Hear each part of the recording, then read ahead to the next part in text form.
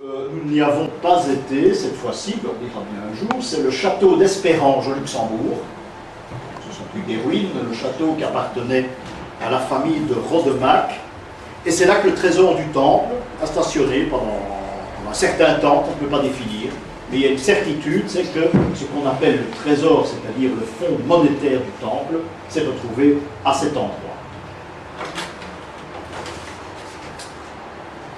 Alors voilà ce petit bonhomme que nous avons vu à Rhodes, ce petit bonhomme orange qui prie, avec une tête en forme de soleil, et petit bonhomme qui est éclairé au solstice d'été, c'est-à-dire le 21, entre le 21 et le 24 juin. Il y a trois représentations, il n'y a pas de soleil, il y a trois représentations. Il y en a une que nous avons vue à Cronenbourg, j'espère que les photos seront réussies parce que je ne l'ai pas en photo. Ceux qui ont fait les photos, ça me ferait plaisir, parce que j'en fais une dia alors, à ce moment-là.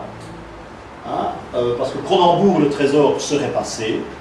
Il y a le petit bonhomme orange qui se trouve à Rhodes, que nous avons vu. Et comme il y a trois endroits où on parle du trésor, il devait y en avoir un en principe à Espérange, mais non, on n'en parle pas. Et voilà l'autre, qui se trouve sur la route, à Waldwijk, où on voit également un petit bonhomme noir, qui est vieux comme le monde, qui est peint en noir, que l'on restaure de temps en temps. Et regardez à la place du cœur, il a un espace vide.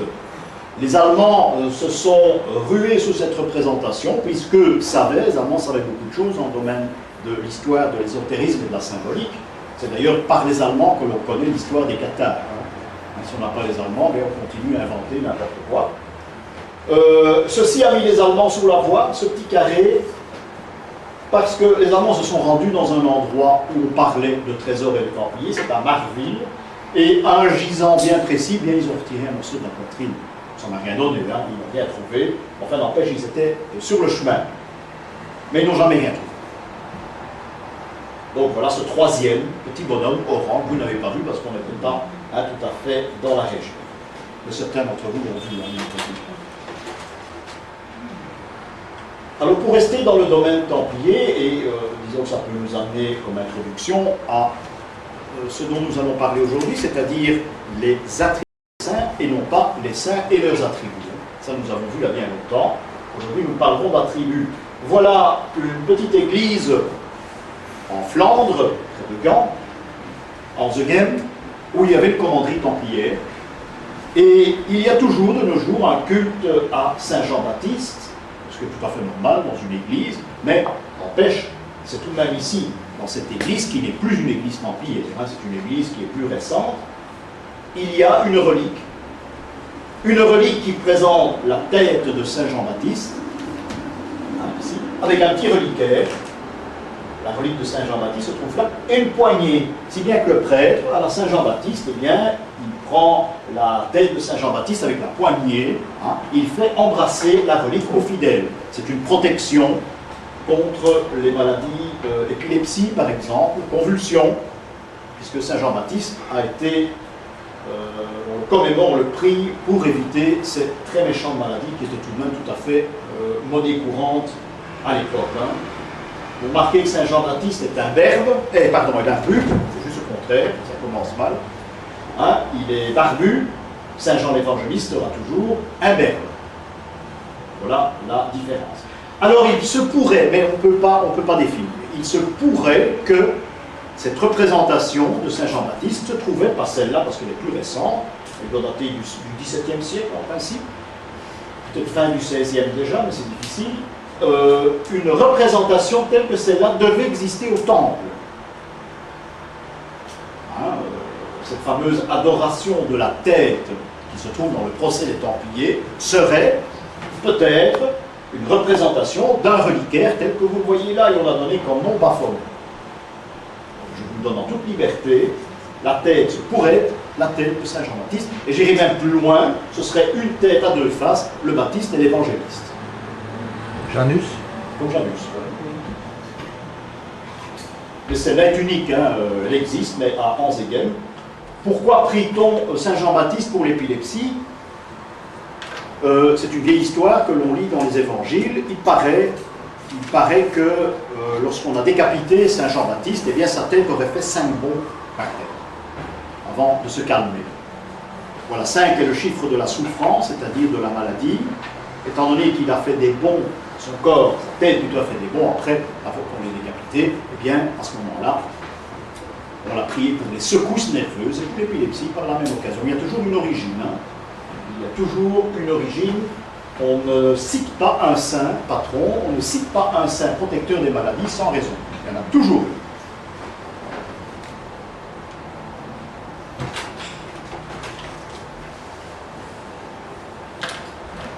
Nous revenons dans notre système de couleurs, puisque nous avons vu la symbolique des couleurs la fois dernière en parlant de l'héraldique. Eh bien voilà un tableau qui est intéressant. Ne me demandez pas l'auteur, j'en sais absolument rien. Vous ne connaîtrez jamais un nom d'auteur, ou très rarement chez moi. Hein. Ce qui m'intéresse, c'est de savoir avec une pierre tombale ce qu'elle veut dire, mais qui est enterré, ça m'intéresse très peu. Donc ici, on a une représentation d'un tableau qui doit dater en principe hein, tout à la fin 18e, disons, hein, à l'avènement de l'Empire en France, sauf erreur de ma part. Eh bien, nous avons une représentation de l'Annonciation. Hein.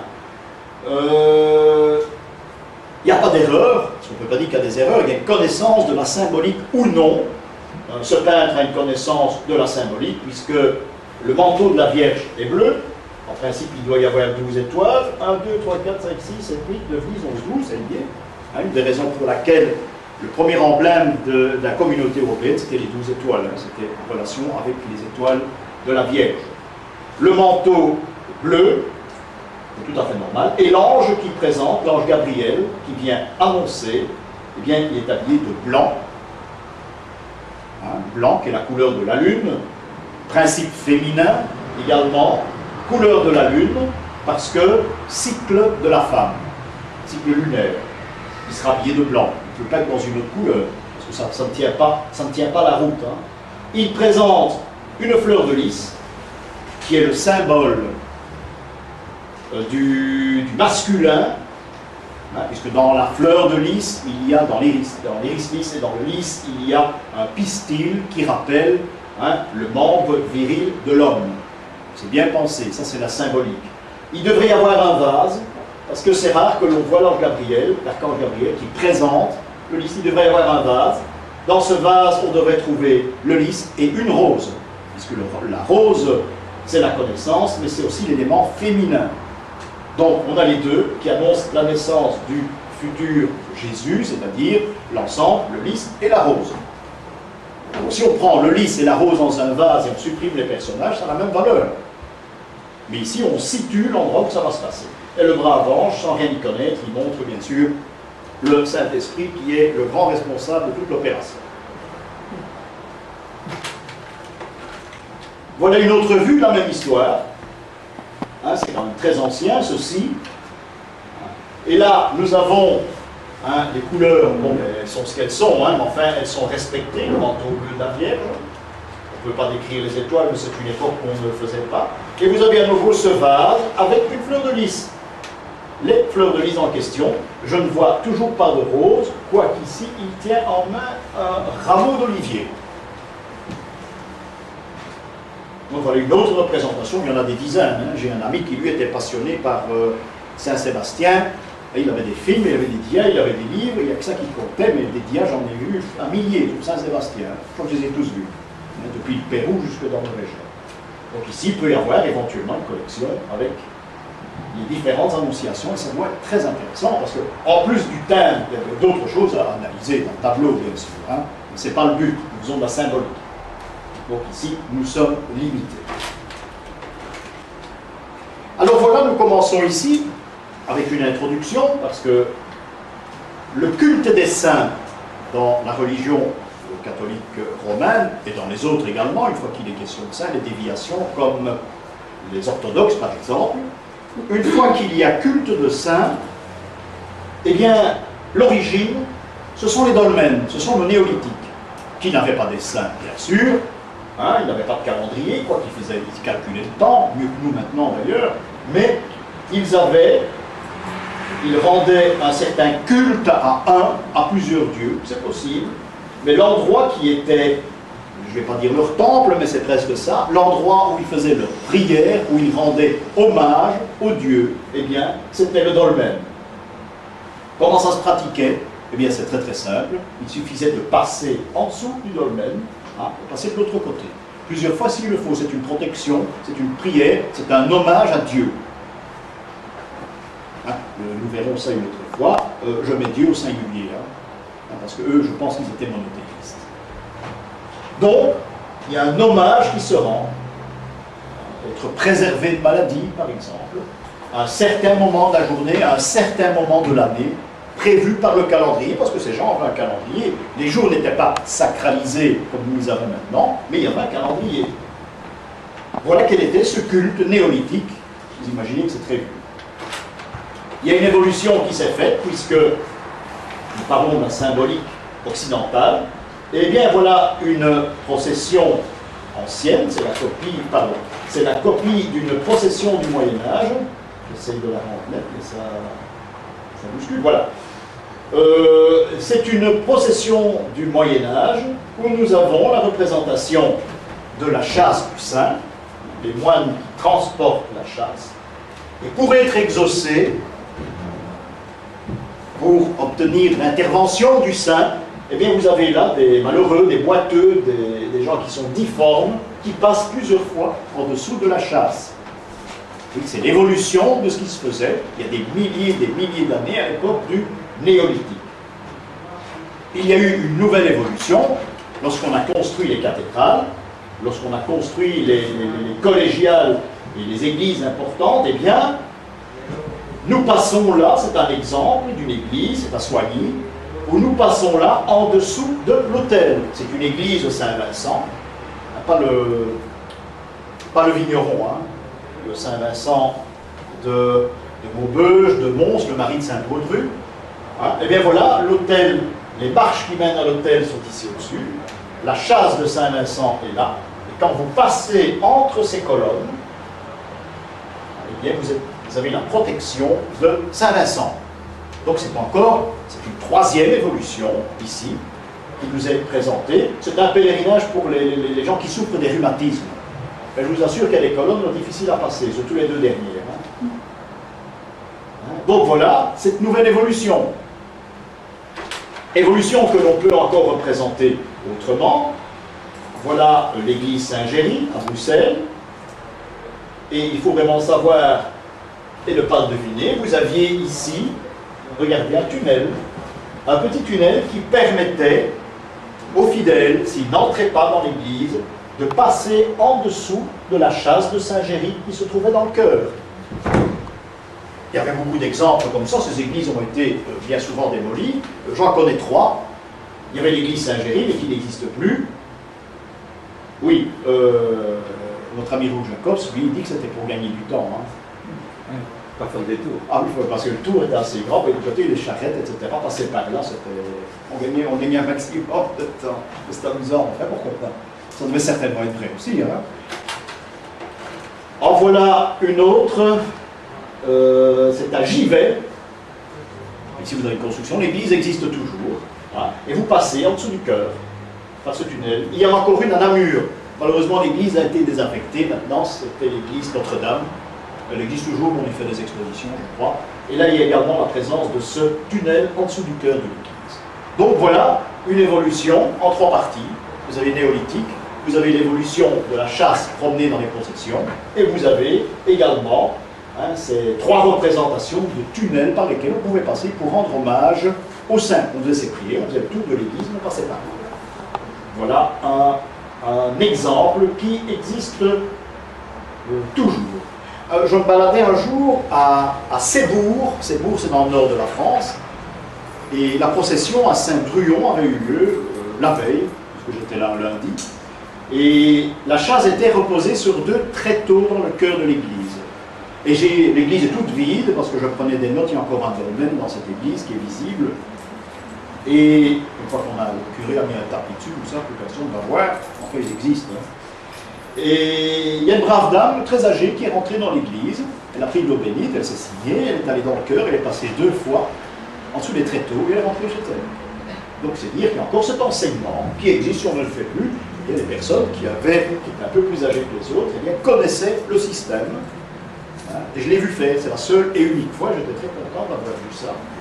J'aurais dû aller lui parler, mais j'étais vraiment soufflé de l'opération qui venait de se dérouler, parce que j'aurais bien aimé avoir son avis, et savoir d'où elle tenait ça.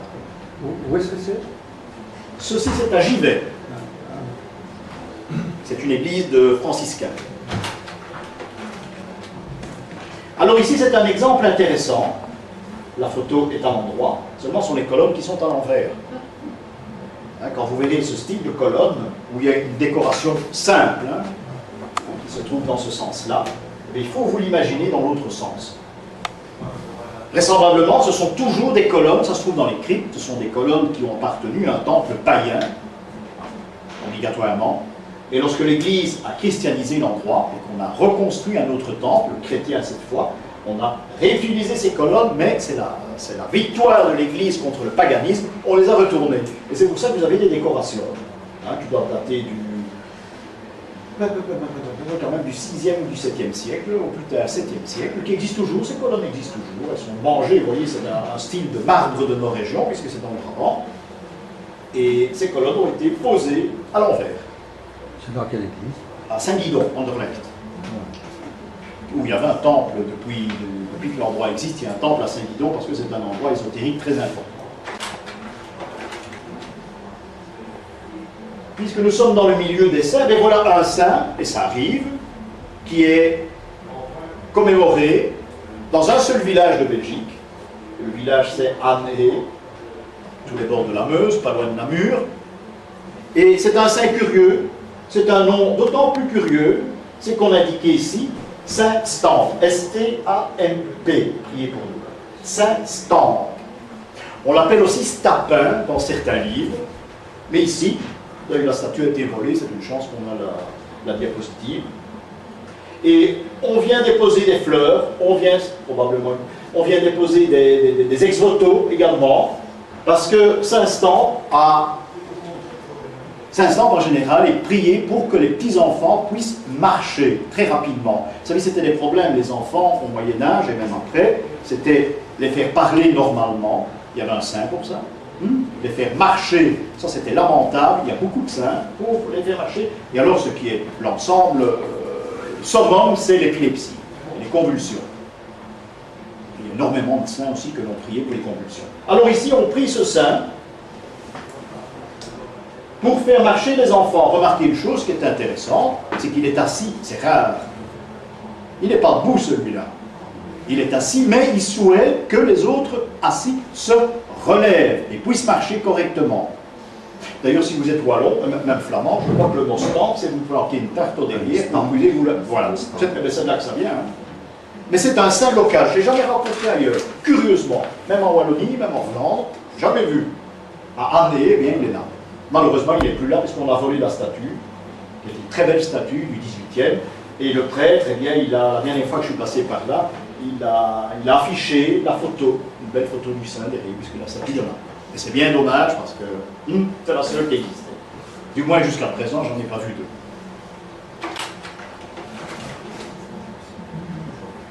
deux. Voilà ici un saint, qu'on les appelle les saints centurions. C'est Saint Jean Gou, qui est patron d'une petite ville près d'Arlon, Villers-devant-Orval. C'est le grand patron là. J'ai jamais compris, il y en a partout. Au-dessus du lavoir, au-dessus de l'église, c'est une église Saint-Jean-Gou, hein, et c'est le patron des cocus finalement. Mais j'ai déjà osé le demander, mais j'ai jamais compris. Seulement... Il a été tué par l'amant de sa femme. Exactement, oui. Oui, mais n'empêche, hein, c'est pour ça qu'on le prie, pour arranger les choses. Mais c'est un centurion romain, ce qui prouve que l'endroit est très ancien. Tous les environs là-bas, c'est très ancien. Il y a des ruines romaines, il y a des hôtels romains, il y a des musées romains, donc il n'y a rien d'étonnant. Hein? Et il est représenté en centurion. Ceci n'est pas intéressant. C'est une sorte de blason qui reprend ses lettres, je pense. Hein, Jean Gou. Ça peut être n'importe quel saint, finalement, en centurion. Hein. Ça peut être Saint-Donat aussi. Hein.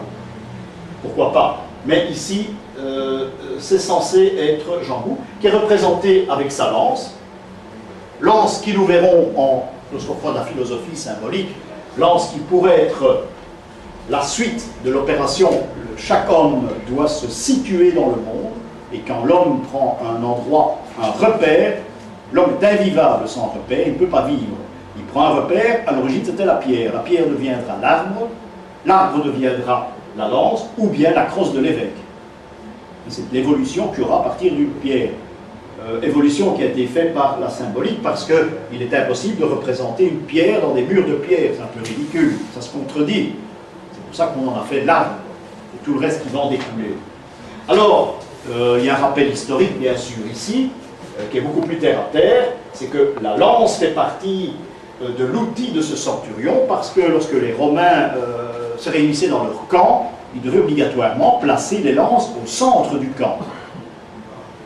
Le problème, c'est que la foudre tombait parfois sur le camp, il ne fallait pas que ça arrive, ça servait de paratonnerre. Donc toutes les lances étaient dans la cour du camp, étaient plantées. Il y avait un rassemblement le lendemain, eh bien il fallait courir et connaître la sienne, ça ne devait pas être simple, mais enfin n'empêche, je crois que toutes les lances se valaient, hein, il fallait prendre sa lance et aller au rassemblement. Voilà comment ça se passait.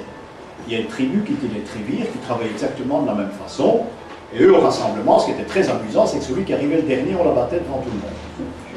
Là, je ne serais plus ici aujourd'hui. Voilà comment ça se passait. Le dernier, on l'abattait. C'était le dernier qui est arrivé au rassemblement, donc il y avait chaque fois un nombre en moins. Il dit que ça donnait aux autres points.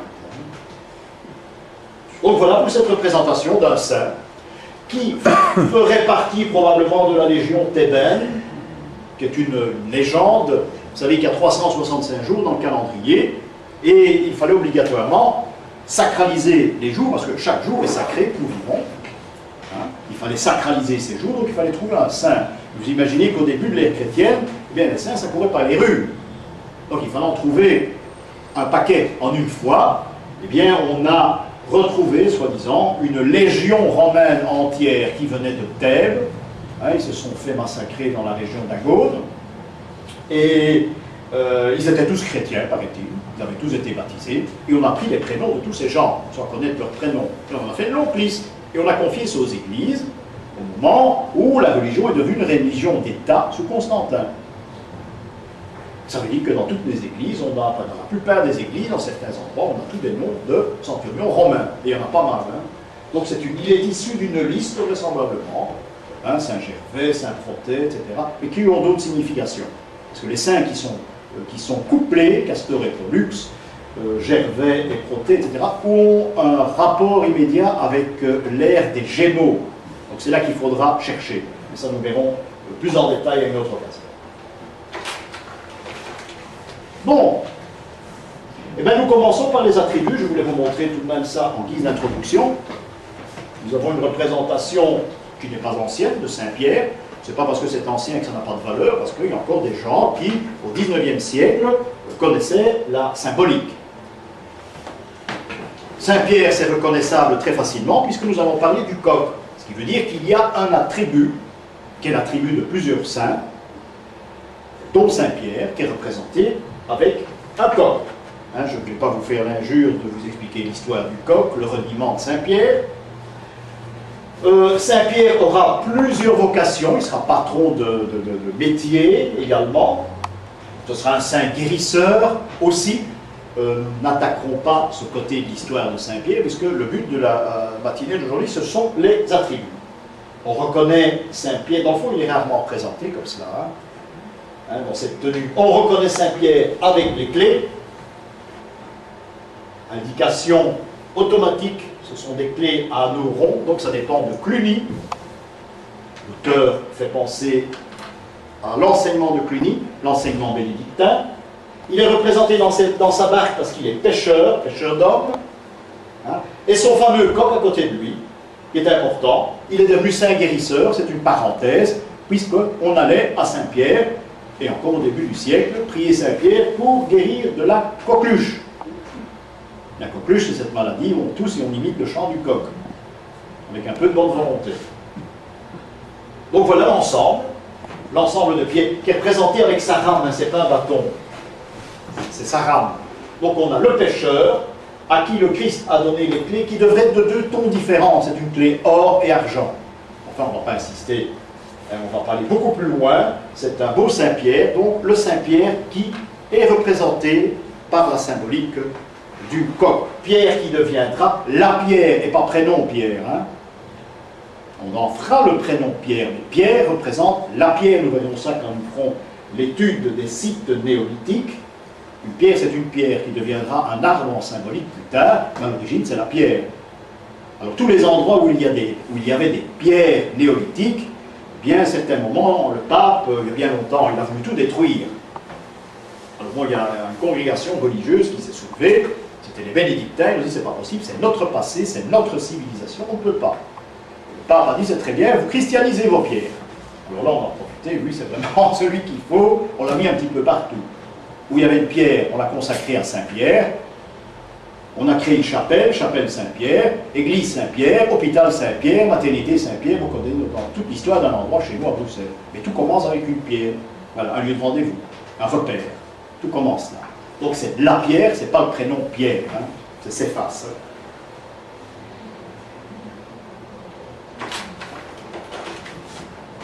On voit très mal, j'en ai pas d'autres pour le moment. Mais il y en aura une autre bientôt, puisque quand nous ferons d'alchimie, on en aura besoin. Pierre sera choisi parmi les patrons de l'alchimie, parce que ses attributs vont servir. Les attributs de Pierre, c'est-à-dire le coq, deviendra le symbole du vitriol en alchimie.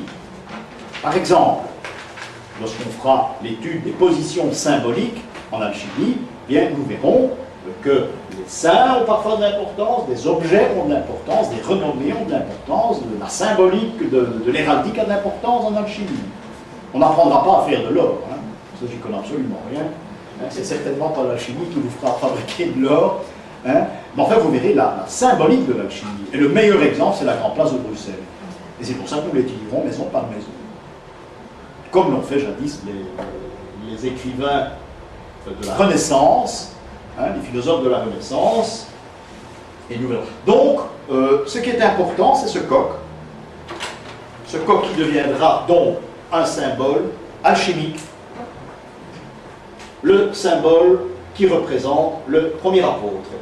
Ici, on a une représentation de Pierre qui est intéressante parce que on a les mêmes clés, mais qui est bout carré.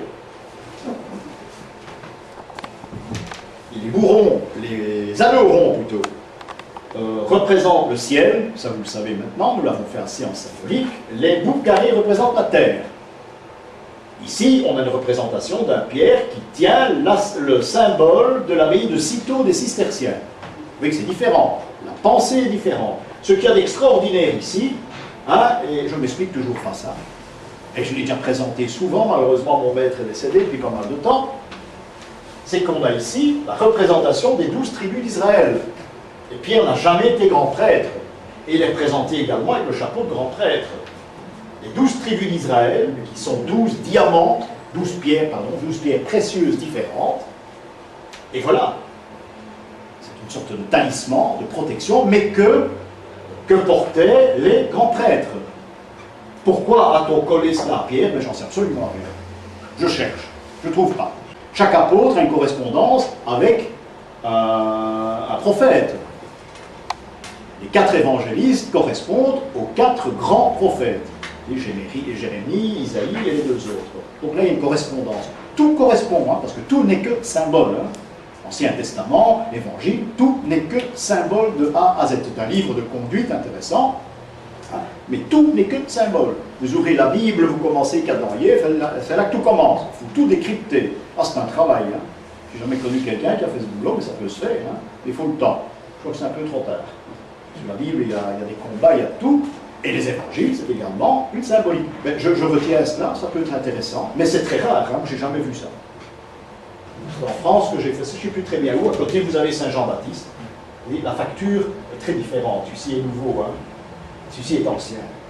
Vous voyez que c'est tout différent. Hein. La pose est différente, avec l'agneau de Dieu qui deviendra le seul, à peu près le seul symbole d'empire. Il n'y en a pas d'autre. Il y a très peu.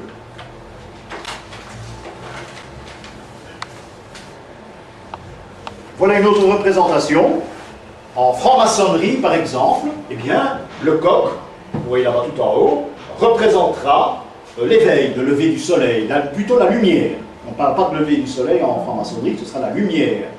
L'apparition de la lumière, parce qu'on a cru longtemps que c'est au chant du coq que le soleil se levait. Non, bon, c'est l'inverse, enfin n'empêche, les Égyptiens l'ont cru. Donc le coq est un animal, peut-être le roi des animaux, dans un sens. Hein. C'est pas le lion, parce que le lion, c'est les ténèbres en symbolique. Donc ici, on a cet ensemble hein, où tous les éléments de la passion se retrouvent. On a le coq, bien sûr, qui, lui, au chant du coq, le Christ va ressusciter, puisque c'est la lumière qui apparaît. Hein. On a le Saint-Esprit, on a la couronne d'épines, on a tous les larrons, on a les lances, on a l'éponge vinaigre, on a le marteau, on a tout. On a le soleil, on a la lune, on a tout. C'est l'ensemble, on a même le Golgotha ici, ça c'est le cachet de fabrique. On a le crâne avec les deux fémurs ou deux tibias si vous voulez. Chaque fois qu'on fait l'étude, on les fémurs, mais enfin c'est amusant. Hein, voilà, ça se trouve aussi dans... C'est en Champagne que j'ai trouvé ça. C'est très intéressant. Bon, alors puisque nous en sommes aux attributs, on a une autre, et là je pêche un petit peu parce qu'il s'agit de Sainte Odile, mais je n'ai pas trouvé de représentation en diapositive chez moi de Sainte Odile avec son attribut, c'est-à-dire l'attribut avec le coq. C'est un autre attribut de Sainte Odile, c'est l'ours. Hein, et elle tient une église en Alsace, je ne sais plus très bien laquelle, elle tient une église en Alsace parce qu'elle est fondatrice d'une communauté religieuse. Donc elle tient l'église, l'abbatiale de sa communauté. Sainte Odile est aveugle, hein, et par un miracle, eh bien, elle va recouvrer la vue. Allusion au coq, au chant du coq, le soleil se lève, la lumière pénètre, donc elle voit la lumière. Et là, la connaissance de la lumière. Voilà l'histoire de ce miracle. Elle est représentée avec un coq, je vous l'ai dit, on ne l'a pas ici. Le coq annonce donc la guérison. Depuis lors, depuis le haut Moyen-Âge, eh bien, elle est vénérée par les aveugles, par exemple. Il y a des pèlerins aveugles qui viennent là, en Alsace. Elle est présentée souvent en Alsace, hein. Je dirais même très souvent. L'ours a une importance, nous le verrons tout à l'heure, parce que je ne vais pas vous faire un dessin, l'ours est en rapport avec la grande ours. Donc c'est un endroit, là où il est question de constellation, et constellation de la grande ours. Voilà ici une représentation, mais il n'y a toujours pas de coq, hein, de Sainte Odile, mais elle tient ses yeux, elle est guérie, sur un livre. Il prouve une nouvelle fois qu'elle détient, grâce à sa vue, la connaissance, et ça peut être en même temps le livre de la règle de l'abbaye qu'elle vient de fonder. C'est une représentation moyenâgeuse ici. Hein. Nous restons au coq, décidément, on n'a pas de chance. Hein. Mais le coq, j'en ai pas à vous donner ici, parce qu'il y a une déformation. On a déposé un animal ici. Vous voyez que la symbolique se perd déjà à la fin du XVIIIe siècle. Hein. On a déposé un animal qui est un style de corbeau, qui n'a aucun sens, qui devrait être un coq sur le livre. Il s'agit de Saint-Vit, Saint-Vitus. Saint-Vitus, il y a un village d'ailleurs, Saint-Vit chez nous, hein, où il y a une représentation qui est mieux que celle-là, parce que celle-là vient d'Allemagne. J'ai découvert ça dans un couvent en Allemagne où il y avait un culte important, même à Saint-Vit, Saint-Vitus. En latin, le vitus en question, eh bien, c'est l'organe masculin, le membre viril. Et c'est son nom, c'est Saint Vitus. Pourquoi? Bien vous imaginez, hein, je ne dois pas vous faire un dessin maintenant, hein, c'est le saint que les hommes vénéraient quand ils avaient des problèmes de ce côté-là. Donc c'est Saint Vitus, qui est Saint Guy aussi. Saint Guy, Saint Vitus. Mais pas le Saint-Guy breton, hein, le patron des avocats. Vous avez comme patron Saint-Guy, je crois. Saint-Yves. Ah, mais il y a un Saint-Guy des avocats en Bretagne.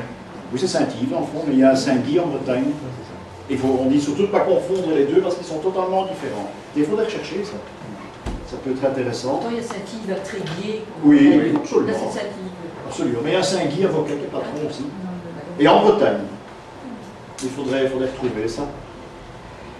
J'en ai vu une seule représentation, et je crois que c'est encore en Allemagne, d'un Saint Vitus, le crâne rasé. fond, ça vient, je parle du coq, c'est une vieille expression, donc elle existe toujours, le coq du village. Hein. Je ne vais pas vous faire de dessin non plus. Hein. Tout ça en rapport avec le membre viril du saint, qui est également un légionnaire romain. Il n'a pas tout à fait l'allure ici, mais c'est un légionnaire également. Le crâne rasé parce qu'il est dit que ceux qui ont le crâne rasé généralement, eh bien, ils sont pourvus d'une force, d'une puissance sexuelle à part les autres. Hein, je ne vais pas m'étendre là-dessus. Suite aux prières qu'on a fait à Saint-Vitus. J'en ai vu qu'un seul, malheureusement, j'en ai pas vu d'autres. Et je ne l'ai pas en photo. Et il faudrait faire le tour du monde. Hein. Donc, voilà 3 représentations du coq. Mais représentations du coq qui veulent dire totalement autre chose. On est passé du saint guérisseur de la coqueluche au reniement de pierre. On est passé dans l'alchimie, dans la franc-maçonnerie. Hein. Mais ça a à chaque fois une signification. Et le coq du village pour terminer. Donc vous direz que ce coq a 36 significations différentes. Ça guérit même les aveugles dans ces Saint-Odile. Mais ça reste toujours le même attribut. Ce qui veut dire qu'il ne faut pas automatiquement se lancer comme certains guides le font, bien malheureusement. Avec un attribut, ils font tout le tour. Et là, c'est le danger. Donc, il faut tenir compte que l'attribut est différent d'un saint à l'autre. Prenons l'épée. L'épée qui sera le symbole de 2 saints et une sainte. Saint Paul d'abord, Sainte Barbe aussi, et Saint Michel. Mais encore une fois, il faut étudier les différentes raisons. Saint Paul, eh bien, il est citoyen romain, donc il a été décapité. Saint Paul, vous l'avez là, très ancien, avec la représentation de son épée. De l'autre côté, ce sera Saint Pierre avec ses clés. Ici, nous avons Saint Paul, hein, qui tient un livre ouvert, ce sont ses épîtres. Ah, ici, c'est démoli, bien malheureusement. C'est une très vieille église en Champagne aussi. Avec encore le balcon au-dessus, j'aurais dû le photographier, le balcon où on passait les reliques. Le prêtre passait les reliques. Et il disait par exemple Saint Paul, et bien en latin, tout le monde répondait, priez pour nous. Et on passait aux reliques suivantes. C'était des fois très long. C'est pour ça que vous avez parfois des balconnets encore à l'heure actuelle qui se trouvent construits autour des tours des églises. Hein, c'est pas ça que ça servait. Donc on a un Saint Paul qui présente l'objet de son martyre. Il y aura une dizaine, une vingtaine, une trentaine de saints qui auront également l'épée, mais qui présentent l'objet de leur martyr également. Nous avons Sainte Barbe qui n'a pas l'épée. Ça arrive, mais ce n'est pas courant. Ce n'est pas courant du tout. Par contre, elle a l'objet de son martyr. Elle a la tour, qui est représentée ici. La tour où elle va connaître des aventures incroyables. Hein, où elle va vivre, finalement, elle devra en ressortir pour vivre son martyr. Martyr qui a 3 façons de s'échapper. Il y a la porte, bien sûr, il y a les 3 façons de s'échapper. Il y a 3 fenêtres dans la tour. C'est presque obligatoire. Hein.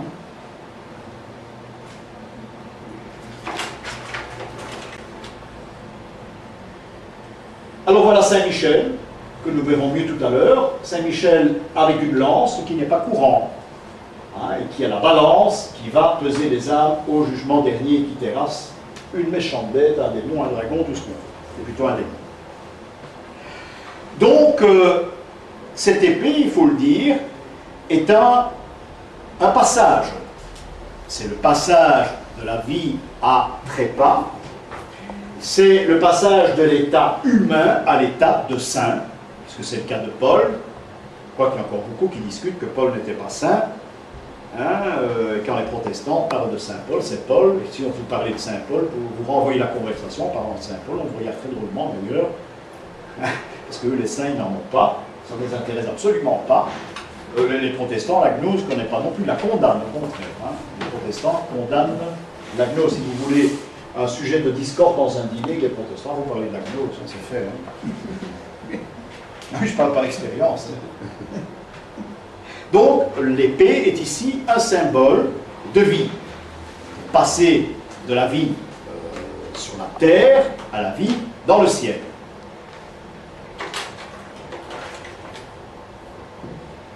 Voilà cette même tour de Sainte-Barbe qui a ici, en alchimie, une valeur.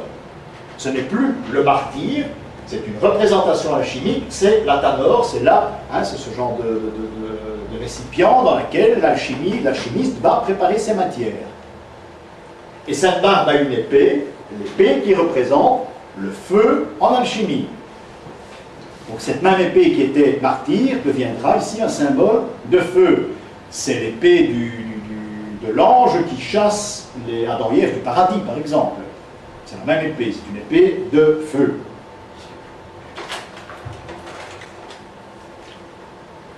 Voilà Saint-Michel au milieu avec son épée. C'est un jugement dernier où lui fait passer de l'obscurité à la lumière. Il écrase le démon, ce sont les ténèbres, et il passe à la lumière. Donc c'est un saint qui organise le passage, et ça le montre bien ici, parce que son acolyte va lui présenter quelqu'un, il va décider est-ce qu'elle va à gauche, est-ce qu'elle va à droite, à dextre ou à sinistre, ça dépend. Ça dépend du langage qu'il emploie aussi. Donc, l'épée a une valeur symbolique, c'est un attribut intéressant, mais qui va donner certaines, encore une fois, certaines modifications au sens qu'on lui donne et au sens de la vie. Donc, on a ici cette épée qui représente le feu, le passage, et en ce qui concerne Sainte d'Agde et Saint-Pierre dont nous avons parlé tout à l'heure, Saint-Pierre qui n'a pas d'épée, ce sont des valeurs, deviendront des valeurs alchimiques, comme Saint-Gilles, comme Saint-Nicolas et bien d'autres. Parce que tous ces saints vont intervenir dans l'alchimie.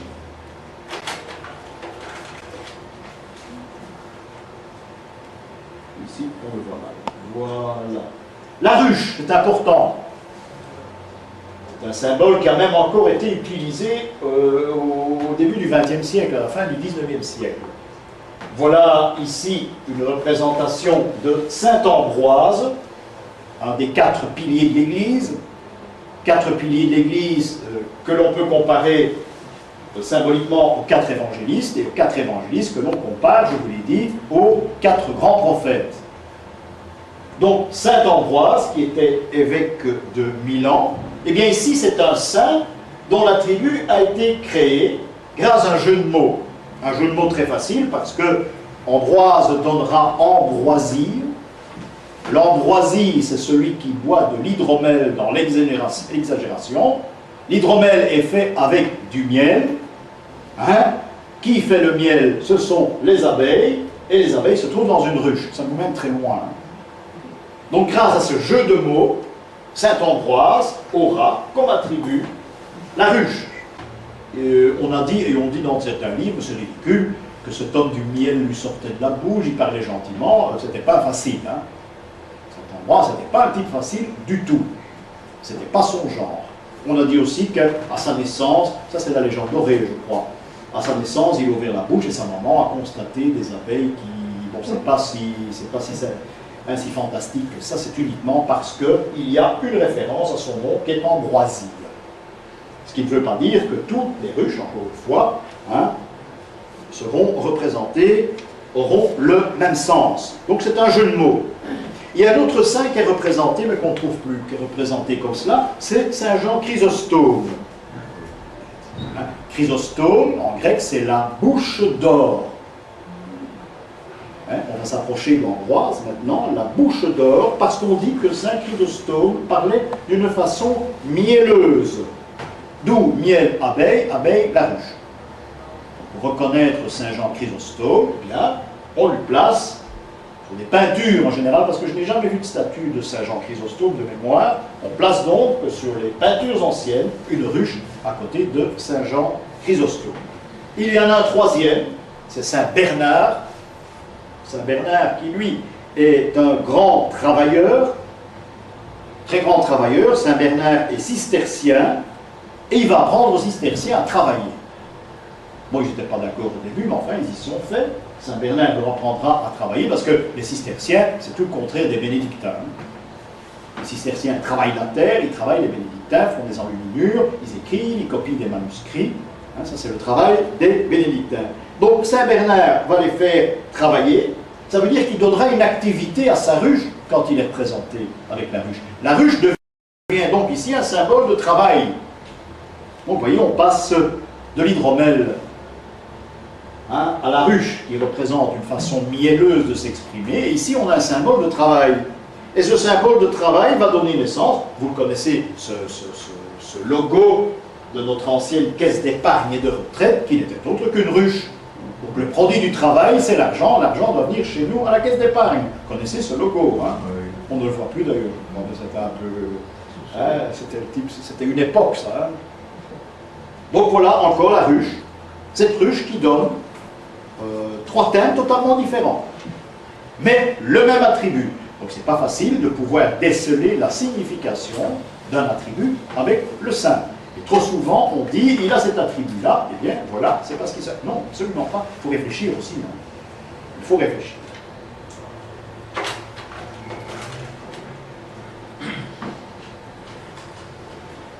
La coquille, c'est aussi important, la coquille qui est le roi des symboles. C'est le premier, c'est probablement le plus ancien.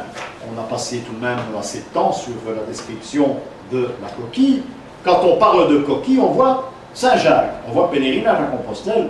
C'est très bien, mais il n'y a pas que ça. Encore une fois, la coquille peut représenter le labyrinthe, par exemple, puisque la coquille, en quelque sorte, c'est la représentation d'un labyrinthe. Alors, on va la retrouver plutôt chez Saint-Jacques, que vous avez devant vous, qui est un vieux dessin du Moyen-Âge. La coquille présentée ici, qui n'est pas une coquille Saint-Jacques, mais c'est un détail, c'est très stylisé, hein. C'est une coquille Saint-Jacques en réalité, mais elle n'est pas comme cela, la coquille Saint-Jacques, je ne sais même pas si elle est là, non. Ça fait penser à coquille du Mont-Saint-Michel. Bon, c'est un détail en passant, on verra les coquilles plus tard. Hein. Les pèlerins qui ont également leur coquille et qui en principe, j'ai difficile à cerner ces deux eaux, pour moi on m'a voulu montrer 2 clés, en principe, mais bon, on va laisser passer ça. C'est très naïf comme représentation, mais ça montre un Saint-Jacques, naïf également, en pèlerin, avec sa coquille. Pourquoi Saint-Jacques se retrouve avec la représentation du coquille? Vous savez que l'histoire veut que son sarcophage ait quitté la Palestine et se retrouver là-bas en Galice, à Saint-Jacques-de-Compostelle. Et on a dit que lorsqu'on a découvert son sarcophage, hein, dans un petit patelin qui se trouve à 20 km de Saint-Jacques-de-Compostelle, où personne ne va, c'est ridicule. Parce qu'avoir fait des milliers de kilomètres et ne pas aller à Padrone, c'est un crime. Ça, c'est parce qu'on ne sait plus. J'étais à Padrone avec mon groupe, mais nous étions les seuls. Hein.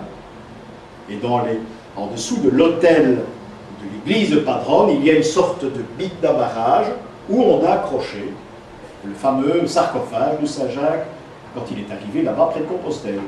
Si vous allez à Saint-Jacques-de-Compostelle, il faut continuer les 20 km et aller chercher sa coquille, parce que Compostelle n'est pas sur le bord de la mer. Il faut aller un peu plus loin.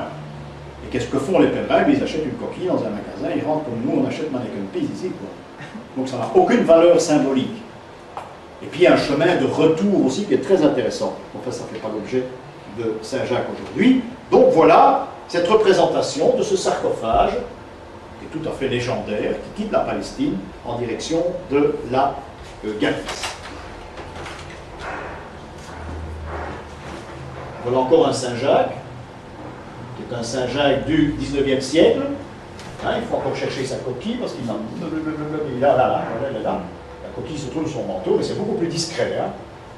C'est beaucoup plus discret, on voit ses initiales, donc SJ, on ne peut pas se tromper, il s'agit de Saint-Jacques. Bon, il y en a un autre qui est représenté aussi avec des coquilles, au pèlerin, qui est Saint-Roch.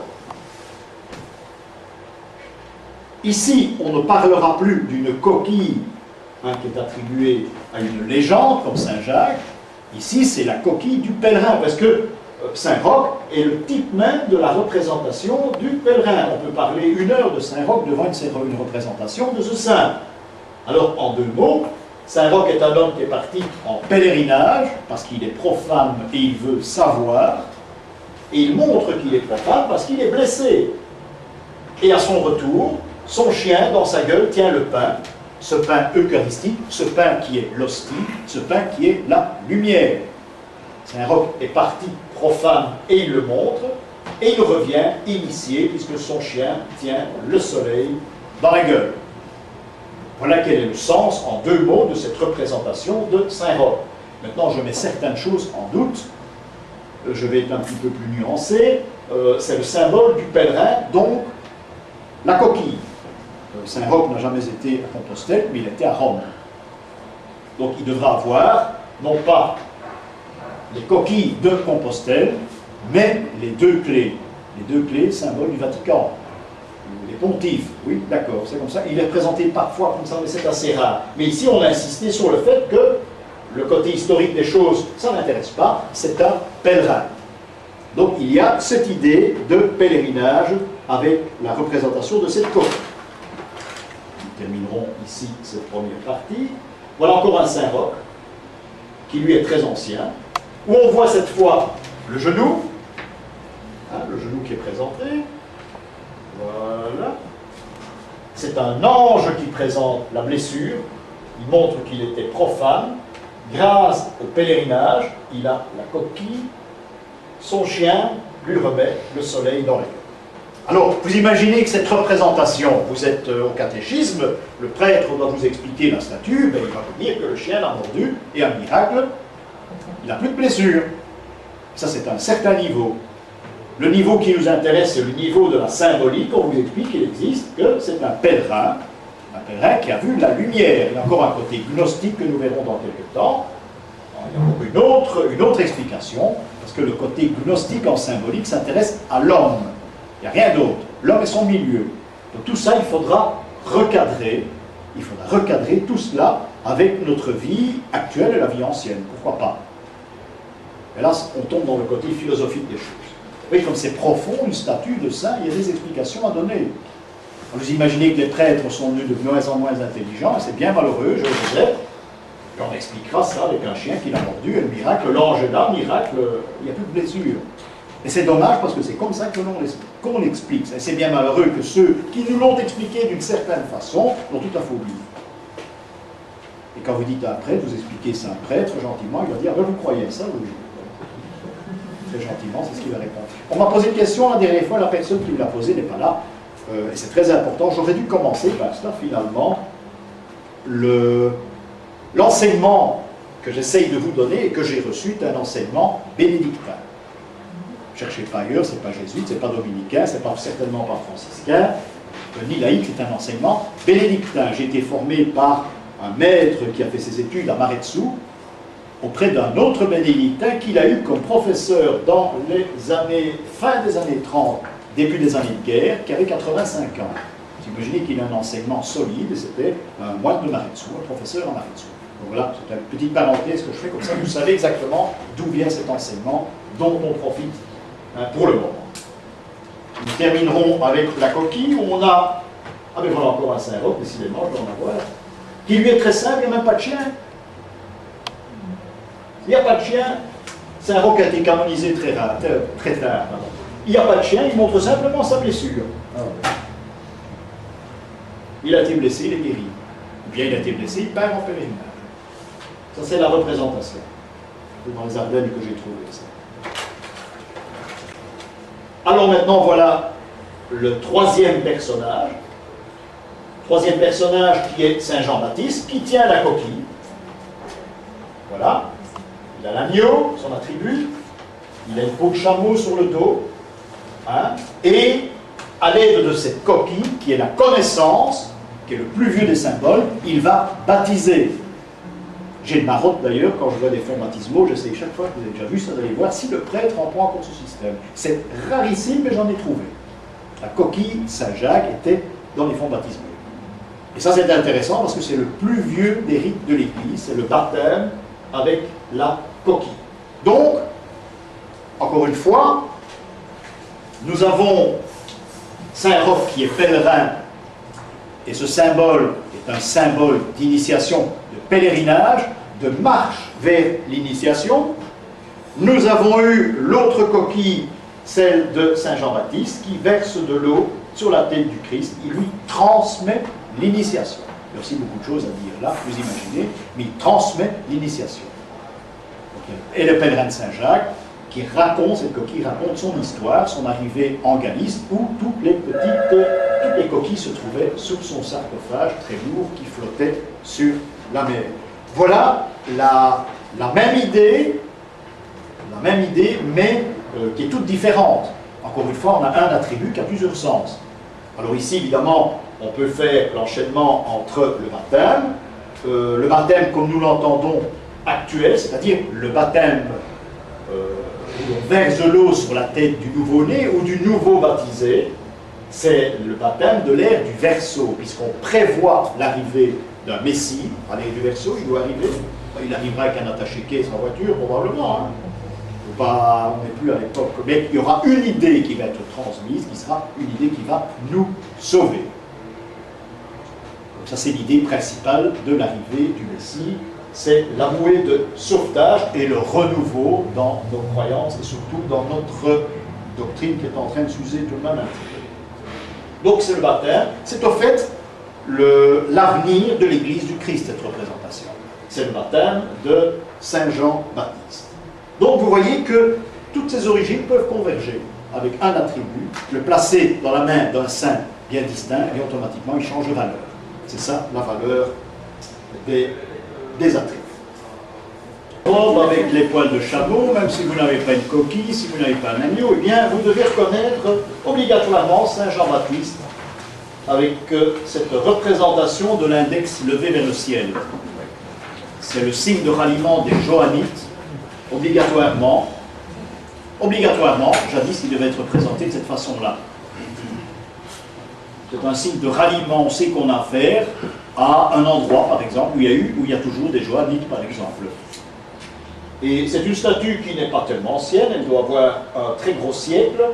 Eh bien, ils ont conservé, je crois que c'est à Villers-le-Temple, si j'ai bonne mémoire, ils ont conservé, vraiment c'est un endroit templier, ils ont conservé cette représentation. Saint Jean-Baptiste doit être représenté le doigt vers le ciel, l'index vers le ciel. C'est un signe de ralliement, c'est un code secret, et c'est de cette façon-là que les gnostiques se retrouvaient. Un mot de passe, si on veut. Bon, un autre élément très important dans la symbolique, c'est la rose. La rose qui est la connaissance. Et la rose, nous allons la rencontrer chez Sainte Élisabeth, par exemple, Sainte Élisabeth de Thuringe, chez Sainte Rose ou Rosalie, et chez Sainte Thérèse de Lisieux. Ici, évidemment, on aurait pu mettre n'importe quoi comme attribut. Hein, une sainte qui tient une rose de cette façon-là, ça ne peut être que Sainte Rosalie, hein, comme on trouve parfois en Flandre, mais elle n'a pas une très grande importance, sinon que, encore un jeu de mots, hein, son nom a été donné à le fait qu'elle tient la fleur, la rose, ben c'est Rose ou Rosalie, c'est de l'agrégation. Voilà, ici nous avons une Sainte Élisabeth, fille du roi de Hongrie, hein, Sainte Élisabeth de Hongrie, avec une couronne ducale. Elle tient 2 couronnes également, son livre ouvert, hein, et un mendiant, un personnage plutôt difforme, à ses pieds, qui réclame sa pitance. L'histoire raconte que, regardez ici, ça c'est intéressant, nous avons ici l'élément féminin, 1, 2, 3, 4, 5, nous avons une rose à 5 pétales, et nous avons le chêne, les feuilles de chêne de la connaissance. Rien ne vous dit que c'était Sainte Élisabeth qui était là, il n'y a qu'à l'époque où ça a été construit. Ça reste à prouver, mais n'empêche, nous avons l'élément féminin, et nous le pentacle, et nous avons la représentation de la connaissance de l'autre côté. Donc, la légende veut que Sainte Élisabeth de Hongrie, c'est récent, hein, enfin, quand je dis récent, hein, c'est une sainte qui a été canonisée au XIIIe siècle, je crois. Elle a l'habitude de faire l'aumône aux pauvres et elle prend les pains chez elle, dans son château en Thuringe. Hein, elle met ses pains dans son tablier. Son mari lui interdit de prendre les pains. Son mari, c'est un drôle de coco. D'ailleurs, il est mort en croisade, mais c'est pas pour ça que c'est un drôle de coco. Hein, mais le prince de Thuringe, le margrave de Thuringe, est un bonhomme assez sévère, païen, paraît-il, hein, à l'origine. Et il saisit sa femme dans l'escalier, hein, qui a des pains dans son tablier. Et au moment où il ouvre son tablier, les pains ont une transformation en rose. Le pain, c'est l'hostie, c'est l'Eucharistie, c'est la lumière. Vous l'avez vu que Saint-Roch, c'est une transformation, c'est une étape qui va plus loin, c'est l'étape de la lumière vers la connaissance, puisque la rose est le symbole de la connaissance. Voilà cette représentation de Sainte Élisabeth de Thuringe, ou de Hongrie. Hein, les deux sont valables. Donc le pain, c'est le soleil, la rose, c'est la connaissance. Sainte Élisabeth a été choisie par les Teutoniques, parce qu'elle deviendra la patronne des chevaliers teutoniques à une certaine époque, et ils la garderont, comme Marie d'ailleurs, elle était une des patronnes, la Vierge des chevaliers teutoniques, mais ça, par réaction au pays où ils se trouvaient. Les musulmans, la femme, c'est moins que rien, eux ont choisi la Vierge Marie. C'est une réaction tout à fait normale. Celui-là, on en parlera plus tard. Je vous ai parlé de Sainte Thérèse de Lisieux. Eh bien, Sainte Thérèse de Lisieux, c'est connu, c'est très connu, il y en a des milliers en France, mais Sainte Thérèse de Lisieux, c'est tout à fait récent, c'est une sainte, une ecclésiastique, une moniale qui tient une croix dans les bras, et des roses sur cette croix, ce qui a fait dire à certains que c'est un symbole, la rose-croix et tout ça, il faut oublier tout ça, il n'y a pas de symbole de rose-croix dans la chrétienté, ça n'existe pas, parfois sur des tombes de prêtres. Je vous en ai peut-être déjà montré, mais c'est rare. Dans le pays de Liège, il y en a tout de même quelques-unes. Donc, ça n'a rien à voir avec les rose-croix, mais cette Sainte Thérèse de Lisieux entre dans la symbolique, mais uniquement par l'idée. Un groupe de francs-maçons a décidé un jour, à la fin du siècle dernier, de placer dans les églises, aux endroits où il y avait un secret à divulguer, une représentation de Sainte Thérèse de Lisieux, avec sa croix et ses roses de la connaissance dans ses bras. C'était très bien. Ces statues devaient donc indiquer où il y avait quelque chose à découvrir. Dans le fond, c'est la suite de la symbolique. Je vous ai parlé des cathédrales, avec ces avertissements. Eh bien, ici, c'est la suite. Au XIXe siècle, les francs-maçons ont décidé ça. Ça s'est fait au début, seulement ça a eu beaucoup de succès. Et malheureusement, le modèle n'était pas déposé. Ce qui fait que l'Église a dit ça, du succès, c'est très bien, on va en faire des milliers. Et la machine tourne toujours. Et il y en a partout. Donc, l'idée principale de cette représentation a disparu, bien malheureusement. Mais c'était ça, au départ, c'était l'utilité d'avoir, à certaines occasions, Sainte Thérèse de Lisieux. Le sens a bien sûr totalement disparu. Encore une fois, la rose a beaucoup d'intérêt, mais la rose a une signification très différente de la façon qu'on l'emploie. Voilà un petit saint très intéressant. Vous n'avez aucune excuse, c'est marqué, c'est Saint-Éloi. Saint-Éloi qui pourrait même avoir des origines celtiques. Ça, c'est encore un autre travail, mais qui est fait très rapidement. C'est curieux qu'il a une tiare, ce Saint-Éloi. J'avais jamais vu, parce que moi j'ai ça très grand maintenant. Ça, c'est quelque chose de très ridicule. Je voudrais quand même savoir pourquoi. Il n'y a jamais eu de pavé de loi pour commencer. Là, je ne pense pas. C'est très curieux, ça. J'ai oublié la tiare. Non, Saint-Éloi était évêque non pas de tiare. Au début de l'ère chrétienne, certains évêques avaient, c'était pas la mitre, c'était une sorte de tiare. Mais c'est vraiment pas le cas ici, mais enfin, ça ne va pas s'allonger là-dessus, parce que ce qui est important chez nous, ici, pour nous, c'est le marteau. Le marteau, celui-là, il a bien, on le voit, c'est une statue très ancienne, elle est du XVIe. Seulement à une époque on ne sait plus, bien au XIXe, on indiquait ici Saint-Éloi, on voit que ce sont des caractères du XIXe. C'est parce qu'on ne sait plus, il fallait tout de même montrer et dire aux gens ce que c'était. Saint-Éloi que l'on trouvera dans des régions de métallurgie, par exemple, dans des régions de métallurgie, et il tient un maillet d'orfèvre, parce que c'est celui qui, un des patrons des orfèvres, pas des alchimistes, des orfèvres. Une légende raconte que pour avoir plus de facilité pour ferrer un cheval, il lui aurait coupé la patte, il aurait fait son travail, il aurait placé la patte. C'est une légende, mais qui a un sens, profond peut-être. Ça, il faut examiner. N'empêche, ça fait partie du code des légendes de Saint-Éloi. Et maintenant, j'ai très bien compris. C'est parfois utile d'insister. Nous l'avons en tenue d'évêque, c'est pas tout à fait l'évêque, ça fait rien. Regardez ces trois couronnes. Ce sont les 3 degrés de la connaissance. Ce sont les 3 degrés de la connaissance, parce qu'en principe, la couronne ne doit pas être sur sa tête, ça doit être sur son marteau. Ça prouve qu'il a fait les 3 degrés, qu'il est maître, il a sa maîtrise. Et on l'a représenté ici au XVIe siècle avec une sorte de tiare, avec les 3 couronnes. Ça peut porter à confusion. Voilà. Voilà pourquoi il a une tiare et non pas de petite couronne sur le marteau.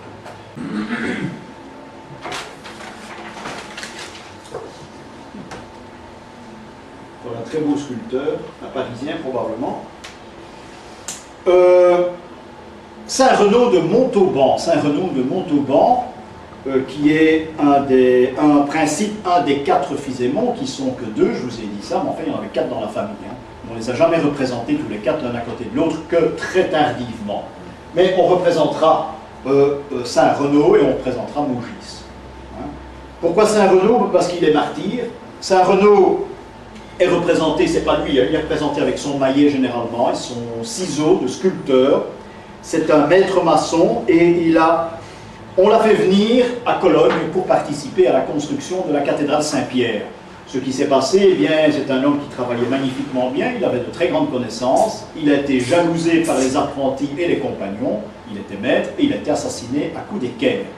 Donc il fait partie des mystères, il fait partie des saints, dont le maillet et le ciseau et l'équerre, les attributs de la franc-maçonnerie finalement, hein, font partie de son martyre.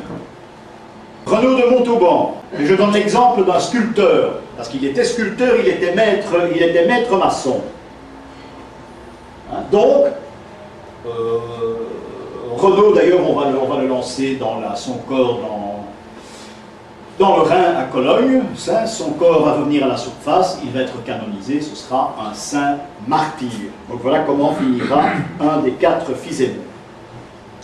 4 couronnes, le symbole des 4 couronnes existe, et plus les 3 d'initiation. Les 4 couronnes touchent la terre, l'homme, le métier.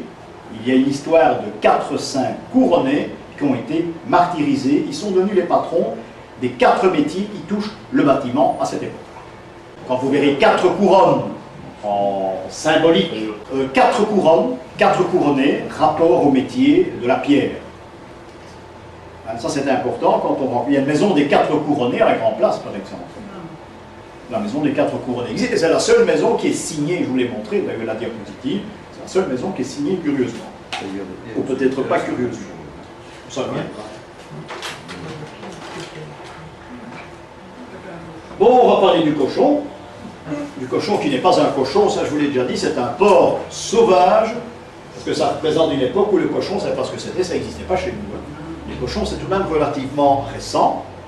On reconnaît le porc sauvage à la crête qu'il a sur le dos. Hein?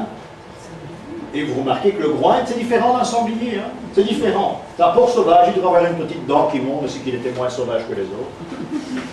C'est comme ça qu'on présente, mais c'est un porc sauvage. Ce sera la tribu de 3 saints, mais je vous les cite parce que les autres on les connaît peu. C'est Saint-Antoine, on le connaît, c'est Saint-Castor, et Saint-Cyr, C-Y-R. Ils sont nettement moins connus. Saint-Cyr, lui, il va porter à ses pieds un porc, mais qui est chevauché par un enfant. C'est très curieux, il n'y en a pas beaucoup, mais quand c'est Saint-Cyr, en général, il est représenté comme cela. Alors, c'est le compagnon de Saint-Antoine, qui a le tau, si vous le voyez, sur son épaule. Dans le fond, c'est une équerre, hein, le tau. Ça, je vous ai expliqué. C'est lors d'une excursion, je crois. C'est le tau, c'est l'équerre qui permet aux architectes de construire les ponts. On ne peut pas faire de pont sans équerre. Hein, et voilà. Étant donné qu'on a pris son nom dans une congrégation, voilà pourquoi vous verrez ce tau sur l'épaule, entre autres, sur l'épaule de Saint-Antoine. Tau qui aura des références dans l'Apocalypse. Ça, nous verrons après les vacances. Le porc représente l'initié. Pourquoi? Mais parce qu'il mange les glands du chêne. Le chêne, c'est l'arbre de la connaissance. Donc le porc, automatiquement, est assimilé à l'initié et à l'initiation. Donc le porc, c'est quelque chose de sacré. Le saint Castor en question, eh bien, il abrite un sanglier. Sous son grand manteau, c'est un sanglier, qui a la même valeur que le porc sauvage, bien sûr. Que veut dire cette représentation de saint Castor? Eh bien, c'est en cas d'inquisition, en cas de poursuite aux initiés, ils peuvent trouver auprès de saint Castor un refuge. Dans une église Saint-Castor, par exemple. Et si on a donné le nom à cette église Saint-Castor, c'est qu'il y a des raisons. Des raisons en rapport avec ses attributs. Mais ici, ça devient très complexe. Saint-Cyr, eh bien là, c'est encore plus curieux. Cyré S-C-I-R-E en latin, ça veut dire savoir. Donc Saint-Cyr, c'est un jeu de mots, c'est le saint, c'est celui qui sait. Celui qui a été initié, qui a le savoir. Donc on tourne autour du porc sauvage et du sanglier, hein, on tourne autour avec le savoir, la connaissance et l'initiation. Donc ici, l'animal, vu de façon différente, aura la même valeur. Voilà encore un Saint-Antoine. Cette fois, il tient la croix, c'est du XVIIIe siècle. C'est très facile à découvrir les saints du XVIIIe parce qu'ils ont toujours un petit pas de danse. C'est bien fait. Vous avez un porc ici, le porc sauvage qui n'est plus tellement sauvage. C'est même très près du cochon. C'est très près du cochon, avec le taureau, lui, très visible. Et le comble, c'est qu'il tient les deux. Il tient le taureau des initiés et il tient la croix de la foi. Donc c'est la foi et la connaissance. C'est curieux. C'est vraiment cherché. Là. On a la comparaison entre les deux. Symbole de la foi, les ténèbres, et symbole ici de la connaissance, la lumière. Nous en venons aux yeux. Les yeux, qui est un grand problème dans la géographie des saints. On a ici une représentation de Sainte Lucie de Syracuse. Sainte Lucie de Syracuse, encore un problème d'yeux, elle était aveugle, elle a reçu la lumière, et son supplice, c'est le glaive à travers le cou. Elle est fêtée surtout dans les pays nordiques. Saint Alban aussi, que je n'ai pas, qui est un saint que l'on trouvera généralement en Angleterre. Saint Alban, qui est Albion, Albanos c'est blanc. Donc encore une fois, c'est un saint qui représente la lumière, la route vers la connaissance. Sainte Lucie prétendra présenter parfois les yeux sur un plateau pour bien montrer l'objet du miracle. Elle a été guérie de la cécité, donc elle a connu la lumière. Lucie, c'est encore un jeu de mots. En latin, lux, c'est la lumière, d'où le prénom Lucie. C'est encore un jeu de mots. Saint Alban, c'est Alba, c'est l'aube en latin aussi. Donc voilà trois saints que l'on prie en rapport avec les yeux, en rapport avec la cécité, en rapport avec la lumière, et c'est le troisième que je saisis. J'opte pour le troisième, parce qu'il y a une relation de cause à effet avec la connaissance et ces trois saints. Naturellement, la connaissance, c'est bien quand on sait ce que c'est, mais il faut passer par un autre stade pour expliquer la vie du saint. On vous ferait faire les étapes différentes pour arriver à la vérité, c'est-à-dire la dernière. Ce n'est plus un sanglier, c'est un nounours. Il est moins beau que celui qu'on a vu tout à l'heure, mais n'empêche. Et l'ours se trouve au pied d'un évêque qui est Saint-Guilain. Saint-Guilain, c'est encore un saint que l'on prie pour les problèmes d'épilepsie. Mais là, c'est vraiment le saint par excellence. D'ailleurs, s'il y a des aiguillés, que ce soit madame ou monsieur, ils ont soit Guilain comme second ou troisième prénom, c'est le cas, je crois, chez toi. Ben voilà, c'est une protection.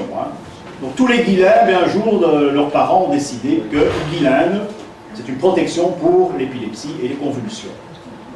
Saint-Guilain est représenté avec l'ours, l'ours qui est toujours lié au chariot. Voilà pourquoi les Celtes disaient le grand chariot pour la grande ours. Parce que le chariot transporte des pierres, est censé transporter des pierres, donc il est lié automatiquement et au grand chariot astral et aux pierres néolithiques. Donc il faut voir là les différents sens qu'on lui donne. L'ours en général peut également indiquer un endroit où l'on va bâtir. C'est le cas de Saint-Guilain par exemple, où l'ours va se réfugier, eh bien il a décidé de créer un monastère. Il y a plusieurs façons de créer un site, soit l'évêque plante sa crosse dans la terre et jaillit de l'eau, c'est aussi la découverte et la création d'un site. Ici, on a une légende de l'ours qui s'est caché, qui lui a montré un endroit, et cet endroit, il a consacré une abbaye, qui est l'abbaye de Saint-Guilain. Mais partout où se baladait Saint-Guilain, l'ours, c'est toujours féminin, les animaux, l'aigle aussi, c'est rarement masculin. L'ours l'accompagnait. Il y a d'ailleurs une légende à Bruxelles aussi. Les origines de Bruxelles sont un peu basées sur cette histoire de Saint-Guilain et de l'ours. Où il y a l'ours, il y a toujours un ancien laboratoire néolithique. Je vous ai déjà expliqué que les anciens ont projeté des constellations sur la Terre. Ces constellations ont été placées avec des pierres.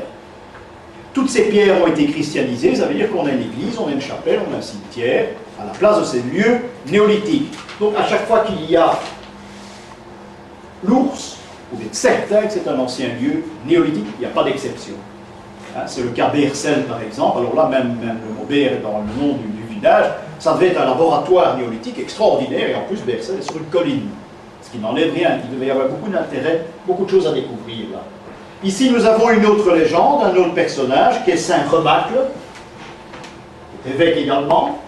Hein, Saint Remacle, qui se trouve ici avec un loup. Le loup qui va l'aider à transporter les pierres pour la conception de son abbaye. C'est vu ici d'une autre façon. La légende est différente. Je crois que le loup a mangé l'ours ou l'âne, je ne sais plus.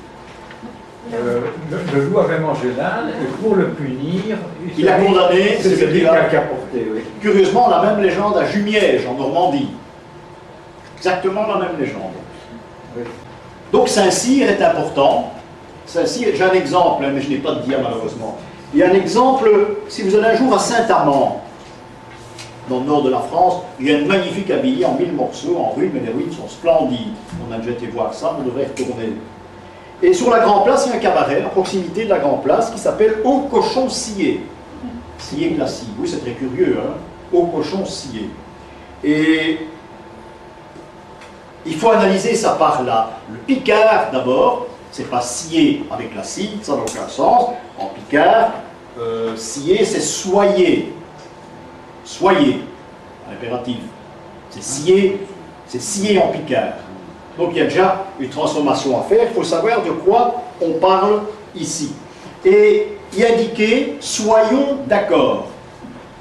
Donc le cochon scié, et en dessous il y a une devise « soyons d'accord ». Le « soyons d'accord », c'est « sillons d'accord ». Ça vient de Saint-Cyr, dont je vous parlais tout à l'heure, c'est-à-dire le savoir. Donc dans des enseignes, il y a deux personnages qui sont en train de scier un porc sauvage en deux.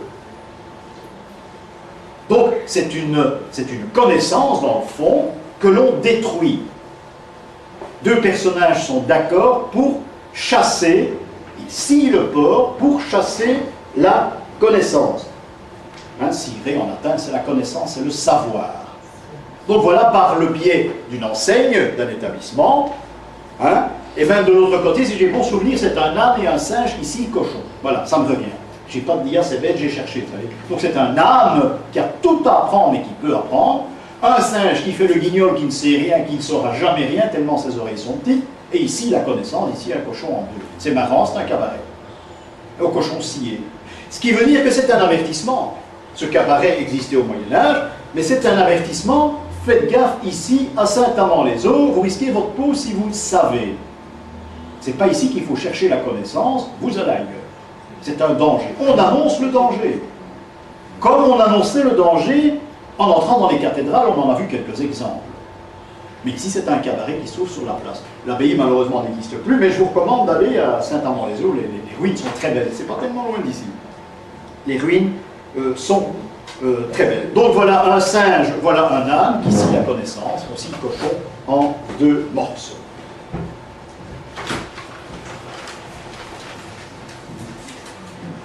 Revoilà maintenant le Saint-Guilain dans toute sa splendeur.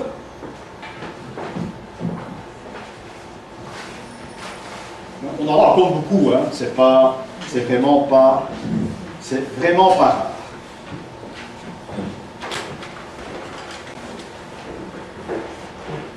Je l'ai déjà montré, je crois. C'est un chapiteau intéressant. Hein, il y a des feuilles d'armoise. Les feuilles d'armoise, c'est la connaissance aussi. Saint Jean, dans sa coupe, a préparé un breuvage avec des feuilles d'armoise, qui est un poison pour celui qui n'a pas la connaissance. Et ici, on a l'âne. Dans le fond, on a l'âme qui devient homme par la connaissance. C'est très intéressant, ceci était vraiment du haut Moyen-Âge. Hein. C'est de l'époque templière, ça, certainement.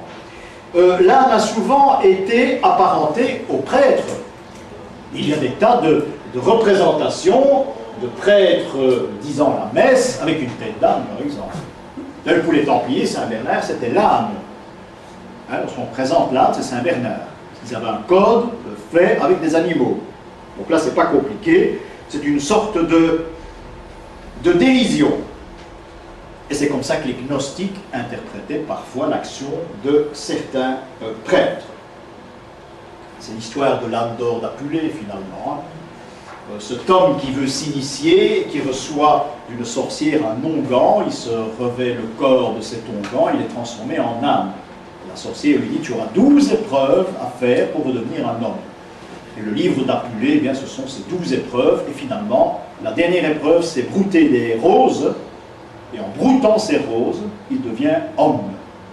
Curieux, l'âne est le seul animal qui peut brouter des roses, entre autres. Et il redevient homme. Toute cette histoire, ces travaux se trouvent sur la grande place, il suffit d'ouvrir les yeux et de regarder les enseignes des maisons. Et ça, nous verrons au mois d'octobre. Donc, l'âne est un animal qu'il ne faut pas rejeter, je l'ai déjà dit, qui est très important. Je vais vous montrer une rareté aussi pour ceux qui ne connaissent pas. Il existe des crucifix. Hein, vous voyez ici, avec, à la place de la tête du Christ, vous avez une tête d'âne avec ses longues oreilles. Ça n'a rien de païen, non, ça n'a absolument rien de païen, c'est une interprétation gnostique du Christ. Il faut passer par la connaissance pour devenir homme. Donc il s'adresse, entre autres, à l'homme profane. Donc c'est l'homme en plein travaux de mutation, parce que c'est ça la mort du Christ, hein, la crucifixion, c'est la mutation vers un autre univers, c'est ça que ça représente. Hein. Ce sont les 12 travaux d'Apulée, c'est l'homme qui recherche sa transmutation vers un autre domaine. Et c'est le but de la mort du Christ, bien sûr.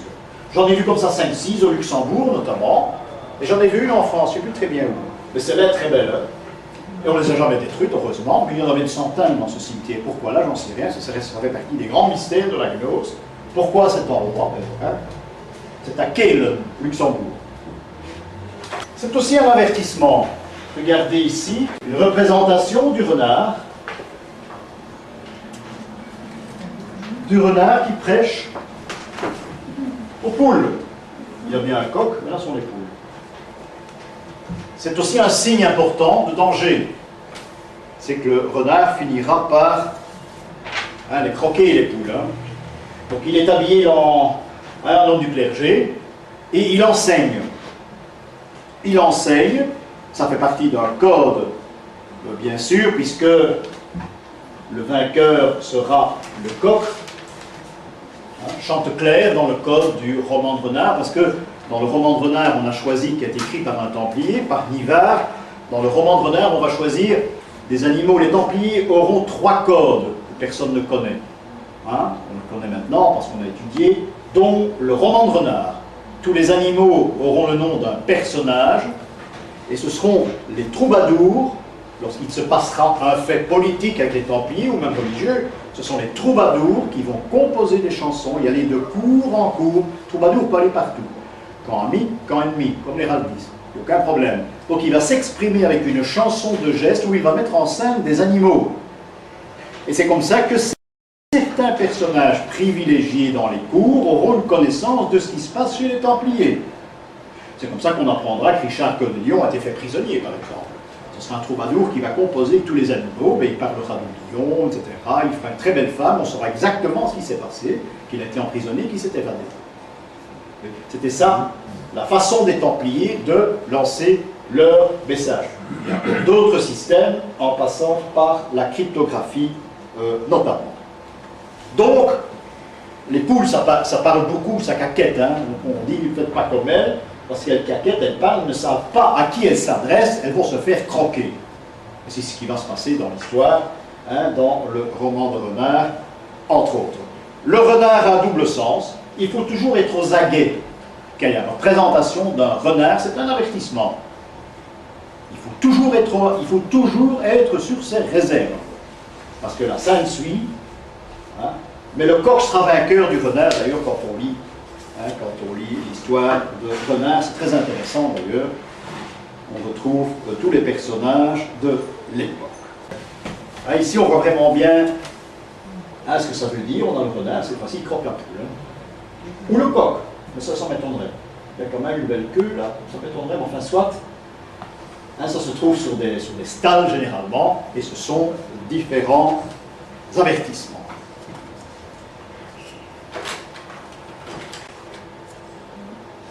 Voilà ici cette représentation qui est unique, qui a été faite sur les chemins de Compostelle. On voit parfois également des femmes représentées dans le même style, sur des chapiteaux, qui scient l'oreille du diable. Chaque fois qu'il y a une expression de scier, c'est le savoir. Ça n'a rien à voir avec le si, ça c'est une interprétation très terre à terre, hein, qu'on nous enseignait, mais si c'est le savoir. Je vous l'ai dit, sire en latin, c'est apprendre, c'est savoir connu. Ce qui est connu, la connaissance. Donc ici on a cette représentation, encore une fois, relative à l'Andor d'Apulée, où on a l'homme, hein, transformé en âme, et qui après ces 12 épreuves a reçu l'initiation, la connaissance, et il a des lunettes. Donc, moralité, si vous voyez des représentations sculptées anciennes, ou bien des tableaux où des personnages sont représentés au Moyen-Âge portant des lunettes, ça a chaque fois rapport à l'initiation. Ce sont des gens qui savent, qui ont la maîtrise, ont été initiés.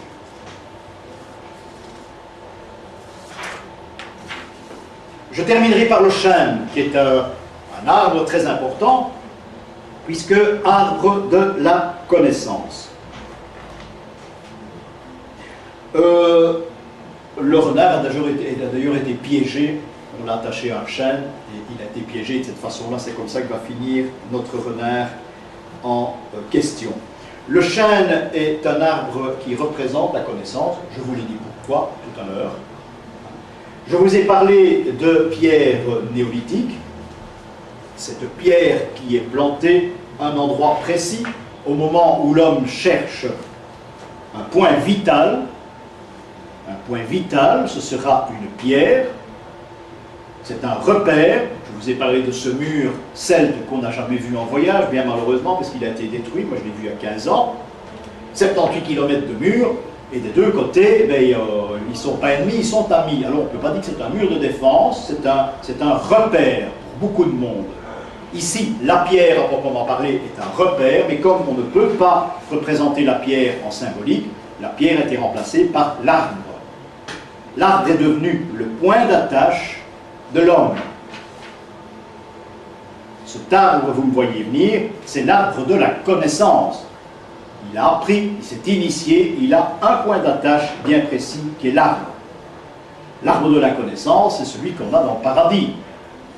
Hein, c'est celui où il y a un homme qui est à moitié nu, une femme à moitié nue et un serpent avec une tête d'homme qui grimpe sur le même arbre et qui va donner un fruit à Ève. Ève va donner le même fruit à Adam. En tenant compte que Adam et Ève ne sont pas nos premiers parents, parce que c'est là que l'erreur, tout le monde fait cette erreur, et que Ève tient dans les mains un fruit que l'on ne connaît pas en Judée et dont on ne parle pas dans la Bible. Vous ne verrez pas de mot pomme dans la Bible, vous pouvez toujours aller. Hein. Donc, il y a là une interprétation qui nous est fidèle, qui a été rédigée par nous et pour nous, et ce qui nous prouve bien, encore une fois, que nous n'avons pas reçu un message, une doctrine judéo-chrétienne, c'est tout à fait faux, ça, ceux qui racontent ça, ils ne savent pas ce qu'ils disent. On a reçu une doctrine, une tradition celtique, par la pierre, par l'arbre. Et tout ce qu'on va rencontrer dans notre enseignement religieux depuis Adam et Ève, pour nous, est un enrichissement celtique, une doctrine qui vient de chez nous. Et tous les mots et toutes les situations le prouvent. On est presque parti dans la philosophie ici, mais c'est par là que je voulais terminer, pour vous donner l'importance de l'arbre, du chêne, qui est le roi des arbres, parce que c'est l'arbre sous lequel les druides faisaient d'ailleurs leurs incantations, entre autres. Mais arbre et pierre, il faut prendre maintenant, dorénavant, comme un point vital. C'est là que l'homme va s'accrocher, tout l'avenir de l'homme va dépendre de la pierre, et ensuite de l'arbre. Chaque représentation d'arbre dans une église, que ce soit le paradis terrestre ou un autre, c'est un point vital. Oui, l'homme ou la femme, hein, c'est un point vital reconnu par l'homme. Sans ce point de repère, il ne peut pas vivre. Je vous remercie pour votre bonne attention et je vous souhaite un bon week-end et des bonnes vacances. Et on se